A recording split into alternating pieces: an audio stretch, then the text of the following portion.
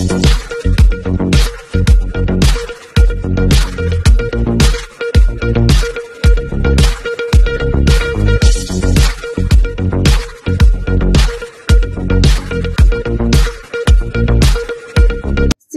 జిల్లా చిన్నకోడూరు మండల కేంద్రంలోని బీఆర్ఎస్ పార్టీ టార్గెట్ల రేవంత్ రెడ్డి పని చేస్తున్నారని, అక్రమ అరెస్టులతోని భయపెడుతూ తెలంగాణను ఏలాలని చూస్తున్నాడని అన్నారు.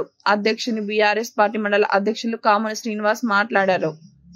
మాజీ ఎస్సీ కమిషన్ చైర్మన్ గారైనటువంటి ఎర్రల సింగ్ను ఈరోజు పోలీసులు మరి ప్రభుత్వము అక్రమంగా మరి పొద్దున 4 గంటలకు ఇంటికి పోయి మరి ఎలాంటి సర్చ్ వారెంట్ లేదు, ఎఫ్ఐఆర్ లేదు, మరి అక్రమ కేసులు బనాయించి ఈరోజు అరెస్ట్ చేయడం అనేది మరి మేము బీఆర్ఎస్ పార్టీ పక్షాన ఖండిస్తూ ఉన్నాం.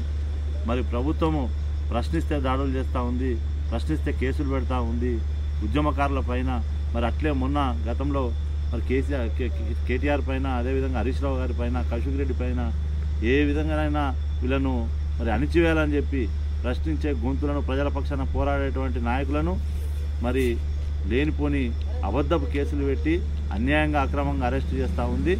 మరి ప్రజల పక్షాన పోరాడితే మరి కేసులు పెట్టే సంస్కృతి గత 60 సంవత్సరాల నుంచి ఎప్పుడు ఏ ప్రభుత్వంలో కూడా జరగలేదు.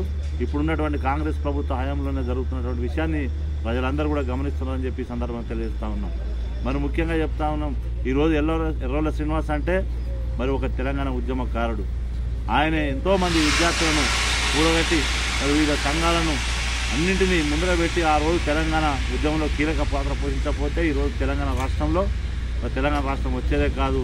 మరి అటువంటి నాయకుని పట్టుకొని ఈరోజు ప్రజల పక్షాన, ప్రజా సమస్యల పరిష్కారం కొరకు కొట్లాడితే మరి కేసులు పెట్టడం అనేది శోచనీయం, గర్హనీయం. మేము ఈ సందర్భంగా వారికి ఖండిస్తూ తక్షణమే బేషరతుగా ఆయనను విడుదల చేయాలని చెప్పి కాంగ్రెస్ ప్రభుత్వాన్ని డిమాండ్ చేస్తూ ఉన్నాం. 6 గ్యారంటీలు పక్కగా పెట్టిండు, అవి 7వ గ్యారంటీగా అరెస్టులు అనే గ్యారంటీని ఈరోజు తెలంగాణ ప్రభుత్వం ఇస్తూ ఉందని చెప్పి సందర్భంగా మాకు కనబడతా ఉంది. దయచేసి వెంటనే ఆయన బేషరతుగా విడుదల చేయాలని చెప్పి డిమాండ్ చేస్తాం.